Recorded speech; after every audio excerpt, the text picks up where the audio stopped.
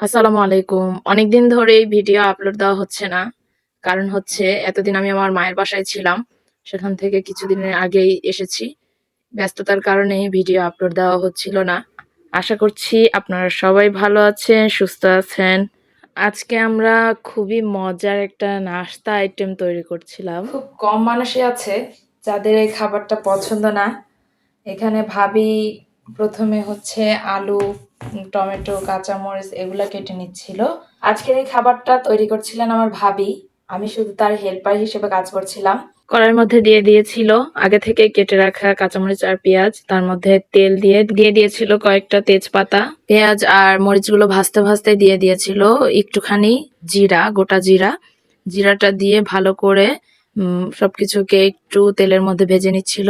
এখানে আপনারা গোটা জিরার বদলে কালো জিরাও দিতে পারেন। আমাদের কাছে হচ্ছে কালো জিরা ছিল না, তাই আমরা হচ্ছে গোটা জিরা দিয়ে দিয়েছিলাম। একটু আদা রসুন পেস্ট দিয়ে ভালো করে মশলাটাকে ভেজে নিয়েছি। মশলাগুলো ভালো করে ভাজা হয়ে গেলে দিয়ে দিচ্ছি সামান্য পরিমাণে হলুদ, হাফ চামচের মতো।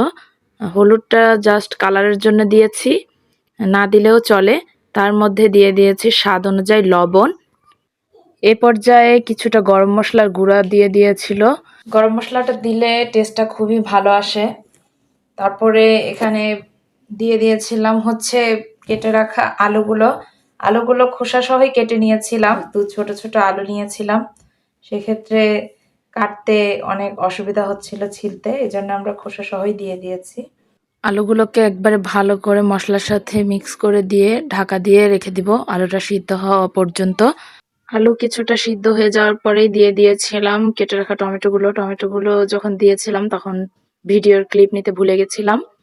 আর তারপরে হচ্ছে যখন আলুটা সিদ্ধ হয়ে গেছে তখন কিছুটা ধনিয়ার পাতা ছিটিয়ে দিয়েছি।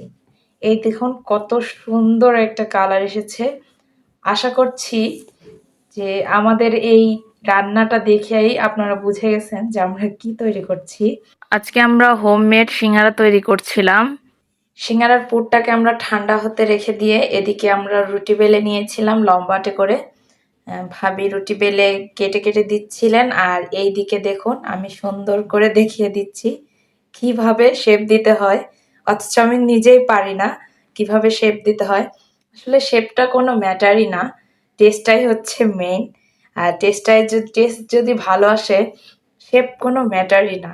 পেটের মধ্যে গেলে সবই সমান হয়ে যাবে। এই দেখুন কত সুন্দর করে আমি পুরগুলাকে ভরে নিয়েছি সিঙ্গারার মধ্যে। আর ভালো করে চেপে চেপে হচ্ছে সিঙ্গারার মুখগুলো বন্ধ করে দিচ্ছিলাম। দেখুন কত সুন্দর সিঙ্গারা আমি বানিয়েছি। তারপরেই শুরু হয়েছে আমার এক্সপেরিমেন্ট। এক্সপেরিমেন্ট শুরু হয়ে গিয়েছিল। এই দেখুন আমি কিভাবে এক্সপেরিমেন্ট করছি। কত সুন্দর, কত সুন্দর সিঙ্গারা হয়েছে দেখুন। আপনারাও বাসায় আমার মতো এরকম এক্সপেরিমেন্ট করতে পারেন। এই দেখুন এক একটা সিঙ্গারা এক এক রকম এক এক ডিজাইনের হয়েছে। কত সুন্দর তাই না? এদিকে আমি সিঙ্গারাগুলোকে ভেজে নিচ্ছিলাম আর ওইদিকে ভাবি বাকি সিঙ্গারাগুলোকে তৈরি করছিলেন। আমি হাত দিয়ে দেখে নিচ্ছিলাম তেলটা হচ্ছে গরম হয়েছে কিনা। তেলটা যখন হালকা গরম হবে তখনই সিঙ্গারাগুলো দিয়ে দিয়েছি। বেশি গরম হয়ে গেলে সিঙ্গারাটা ক্রিস্পি হবে না, অত মজা হবে না। এই জন্যে হচ্ছে তেলটা যখন হালকা হালকা গরম হয়েছে তখন আমি সিঙ্গারাগুলোকে দিয়ে দিয়েছি। আর এই দেখুন ভালোভাবে নেড়ে চেড়ে উল্টে পাল্টে ভালো করে ভেজে নিচ্ছি। চুলার আঁচটা মিডিয়াম টু লো রেখেই সবগুলো সিঙ্গারাকে ভেজে নিয়েছি। বেশি বাড়িয়ে বা কমিয়ে দিলে সুন্দর একটা কালার আসবে না। দেখুন কত সুন্দর একটা কালার এসেছে। এভাবে আমি আস্তে আস্তে সবগুলো সিঙ্গারাকেই ভেজে নিব।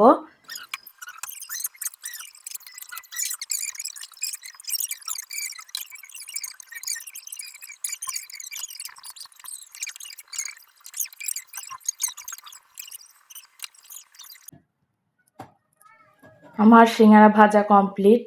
এই দেখুন আমি আপনাদেরকে সিঙ্গারা একটা ভেঙে দেখাচ্ছি কেমন হয়েছে ভিতরটা। আশা করছি আমার ভিডিওটি আপনাদের সবার কাছে ভালো লেগেছে। ভালো লেগে থাকলে অবশ্যই আমাকে একটু সাপোর্ট করবেন, লাইক কমেন্ট শেয়ার করে দিবেন। আসসালামু আলাইকুম।